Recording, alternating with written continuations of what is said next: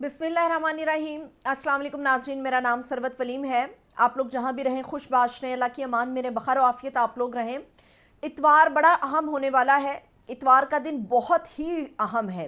हुकूमत की तरफ से भी इतवार के रोज़ के ऊपर नज़र जो है वो टिका ली गई है और इमरान खान साहब ने भी इतवार के दिन का एक अल्टीमेटम जो है वो भिजवा दिया है। अडियाला जेल से बड़ी ही अहम गुफ्तगू इमरान खान साहब ने कर दी है और ये जो लोग सोच रहे थे या समझ रहे थे पाकिस्तान तहरीक इंसाफ ने घुटने टेक दिए हैं,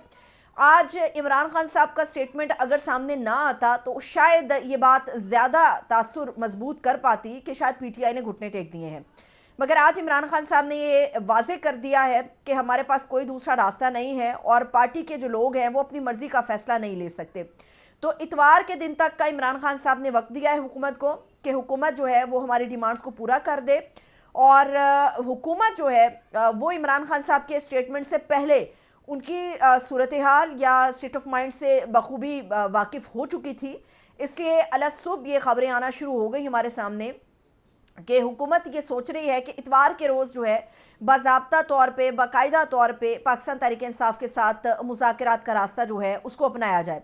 इमरान खान साहब ने आज ये वाज़े किया है कि हमारे दो ही मुतालबात हैं, अगर उनको पूरा नहीं किया जाता तो फिर हमारे पास कोई सेकंड ऑप्शन बाकी नहीं रहता।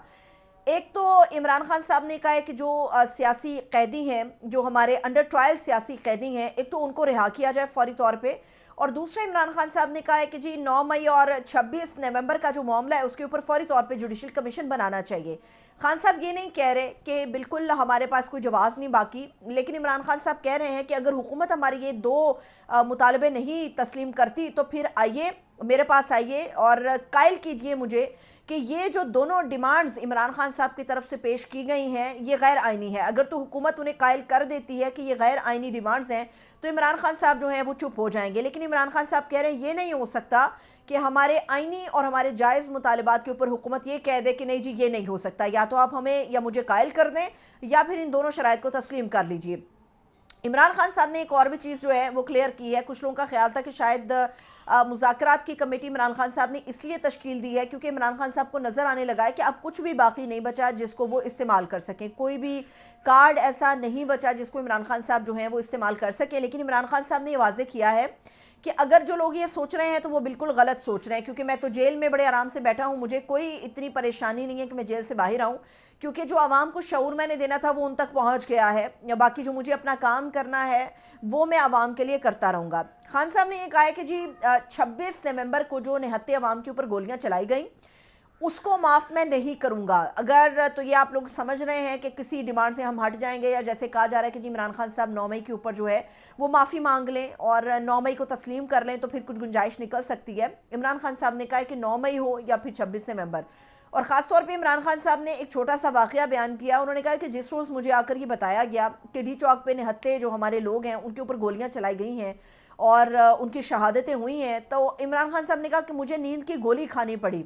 मुझे एक आराम के लिए नींद की गोली खानी पड़ी, लेकिन मैं इस हद तक सदमे में था कि वो नींद की गोली खाने के बावजूद भी इमरान खान साहब को नींद नहीं आ सकी। इमरान खान साहब की उम्र में जब लोग पहुंचते हैं तो उमूमी तौर पे कहा जाता है कि इतने धचके दो, इतनी परेशानियां दो, इतना टॉर्चर ज़हनी तौर पे कर दो कि या तो आपको ब्लड प्रेशर के मसाइल होना शुरू हो जाते हैं, नहीं तो आपको मिनी हार्ट अटैक या दिल की कोई ना कोई बीमारी जो है वो लग जाती है, आपको कोई ना कोई बीमारी इस उम्र के हिस्से में लग जाती है। मगर आज इमरान खान साहब बेहद हशाश बशाश थे। कोई ऐसी चीज़ नहीं थी जो ऐसा नज़र आ रहा हो कि इमरान खान साहब को छू के गुजर गई या इमरान खान साहब किसी एक चीज़ को लेके बड़े परेशान होंगे। इमरान खान साहब ने कहा है कि जी पहला मरहला मैं आपको बता देता हूँ, अगर इतवार तक आपने हमारी बात ना मानी तो उसका पहला मरहला जो होगा वो ओवरसीज़ पाकिस्तानियों से अपील होगी और ओवरसीज़ पाकिस्तानियों को अपील की जाएगी कि पाकिस्तान के अंदर जो है वो आप तरसीलाते ज़र ना भेजें, पैसा ना भेजें, और क्योंकि यहाँ पे अदलिया जो है वो इंसाफ को मद्देनज़र रखते हुए फ़ैसले नहीं कर रही। मीडिया जो है उसका गला घोंट दिया गया है। कोई भी एक आज़ाद शख्स जो कि आज़ाद तरीके से आगे बढ़ता है उसकी आज़ादी को सलब कर लिया गया है। तो इसलिए इमरान खान साहब ने कहा कि जी ओवरसीज़ पाकिस्तानी से हम कहेंगे कि आप तरसीलाते ज़र ना भेजें, लेकिन ये पहला मरहला होगा। अगला मरहला कौन सा होगा ये अभी तक इमरान खान साहब ने डिस्क्लोज़ नहीं किया। और जब मैं ये व्लॉग बना रही हूँ तो इस वक्त अडियाला जेल में अली अमीन गंडापुर साहब की जो है वो मुलाकात चल रही है इमरान खान साहब से। हमें पता है कि अली अमीन गंडापुर साहब जो हैं वो एक दो रोज़ पहले भी मिलने गए थे इमरान खान साहब से, मगर अडियाला जेल के अंदर उनको दाखिल होने नहीं दिया गया। ایک تو انہیں یہ احساس دلایا گیا کہ ان سے زیادہ وہ چیف منسٹر ہیں بھی تو ان سے زیادہ پاور کہیں اور موجود ہے. لیکن آج علی امین گنڈا پور صاحب کی جو عمران خان صاحب سے ملاقات ہو رہی ہے یہ یقینی طور پہ اس پورے معاملے کو لے کر آگے بڑھے گی جس میں عمران خان صاحب جو ہیں وہ سول نافرمانی کی تحریک کے اوپر بات کر رہے ہیں, جس میں عمران خان صاحب اتوار تک کا انتظار کر رہے ہیں. اور علی امین گنڈا پور کی اس ملاقات سے پہلے یاد رہے کہ اس ملاقات سے پہلے عمران خان صاحب جو ہیں یہ اپنا سٹیٹمنٹ باہر بھجوا چکے ہیں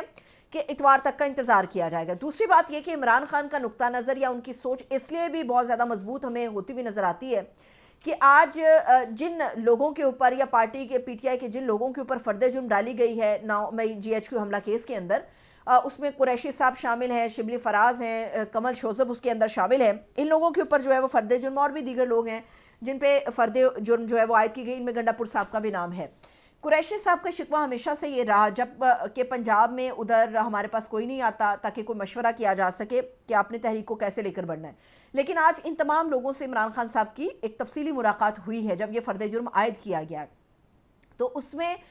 قریشی صاحب سے عمران خان صاحب نے بے حد سنجیدہ نوعیت کی گفتگو کی ہے اور اس کے بعد یہ پیغام باہر آیا کہ جی اتوار تک کا انتظار کیا جائے گا. اس کا مطلب یہ ہے کہ قریشی صاحب کے خیالات کو یا ان کی حکمت عملی کو سامنے رکھتے ہوئے عمران خان صاحب نے یہ فیصلہ کیا, اور قریشی صاحب بھی اب تک مضبوط ہیں پی ٹی آئی کے ساتھ, اور عمران خان صاحب کو توڑنا بھی جو ہے وہ تقریباً ناممکن ہوتا ہوا ہمیں نظر آ رہا ہے. تو اب دیکھتے ہیں کہ حکومت کیا کرتی ہے. ویسے تو انہوں نے مذاکرات کے حوالے سے یا حکومت نے پی ٹی آئی سے بات کرنے کے حوالے سے اشارہ دے دیا ہے, لیکن یہ اتنا آسان نہیں ہوگا کیونکہ عمران خان صاحب اپنے مطالبات سے پیچھے نہیں ہٹیں گے, یا اگر کوئی درمیانی راستہ نکالا جاتا ہے تو اس میں عمران خان صاحب کو اعتماد میں لیا جائے گا. اب خان صاحب نے جو مذاکراتی کمیٹی بنائی ہے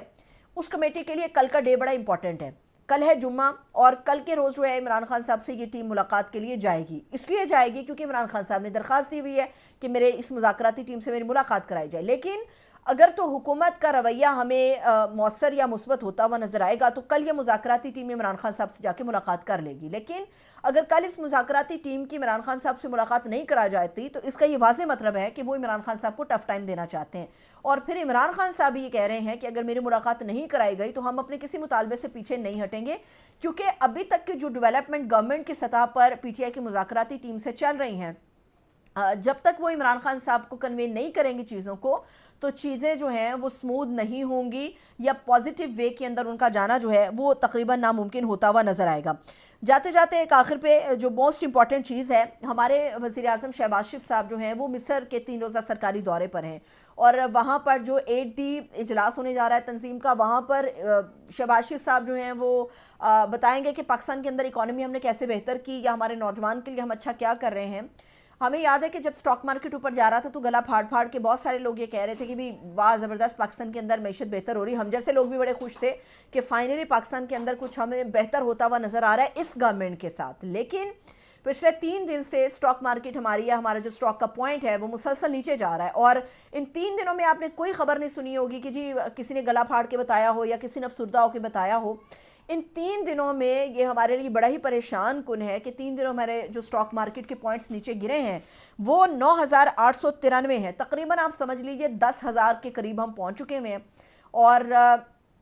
ہم پھر بھی یہ کہہ رہے ہیں کہ ہماری اکانومی ہے بہتر فگرز میں جا رہی ہے, یا ہم پھر بھی یہ بات کا راگ الاپ رہے ہیں کہ نہیں جی ہماری جو پالیسیز ہیں وہ بڑی اچھی جا رہی ہیں. یاد رہے کہ IMF کا بھی آنا باقی ہے, یاد رہے کہ جو تحریک انصاف کے ساتھ رویہ موجودہ حکومت کا ہے اس کے اندر ان کو سب سے جو بڑا چیلنج ہے وہ یہ کہ ہم نے اکانومی بہتر کر کے دکھانی ہے تاکہ لوگوں کو پتہ چلے عمران خان کے بغیر گزارا ہو رہا ہے. لیکن ایسا لگتا ہے کہ نہ تو سیاست موجودہ حکومت سے چل رہی ہے اور نہ ہی پاکستان کی جو اکانومی ہے وہ موجودہ حکومت چلا پا رہی ہے. اجازت دیجیے, اپنا بہت سا خیال رکھیے. خدا حافظ.